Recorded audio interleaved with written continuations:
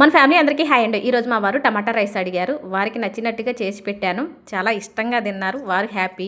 వారు ఇష్టంగా తిన్నందుకు నేను హ్యాపీ. ఇక ఇలా రైస్ తినేటప్పుడో లేదా ఉట్టిగా ఖాళీగా కూర్చొని ఏదన్నా మాట్లాడుకునేటప్పుడు కంపల్సరిగా కామెంట్లు మాట్లాడుకుంటామండి. అంటే నా ఛానల్కి వచ్చే కామెంట్ల గురించి. ఒక్కోసారి నవ్వుకుంటాం, ఒక్కోసారి ఏదిరా బాబు అనిపిస్తుంది. మరేమో ఒక బ్రదర్ కామెంట్ పెట్టారు ఒక వీడియోకి. ఎప్పుడంటే టమాటా పచ్చిమిరపకాయల పచ్చడి నూరి వీడియో పెట్టాను కొన్ని నెలల క్రితం. చాలా లక్షల్లో వ్యూస్ వచ్చాయి. కొంతమంది ఏమో బాగుందంటారు, కొంతమంది ఏమో ఇలా మాకు నచ్చదన్నారు. బాగానే ఉంది. ఈ బ్రదర్ ఏమని కామెంట్ పెట్టారు, వచ్చిందండి సైంటిస్ట్. వేరే దేశాలలో ఉమెన్స్ రాకెట్స్ నడుపుతుంటే మనం మాత్రం పచ్చళ్ళు ఎలా టేస్ట్గా రావాలి, ఎలా ఉండాలని కనిపెడుతుంటాం, గ్రేట్ అని ఎటకరంగా కామెంట్ పెట్టారు. బ్రదర్, నేను మీ అంత పెద్ద చదువులు చదువుకోలేదు, కానీ నేనేదో 6వ తరగతి చదివాను. నా చదువుకు తగ్గట్టు ఇలా యూట్యూబ్ రన్ చేసుకుంటూ ఇంట్లో ఖర్చులు మందం సంపాదించుకుంటున్నాను. ఒకవేళ ఇది కూడా లేదనుకోండి, అందరికీ అన్నీ కుదరాలంటే కుదరవు కదా.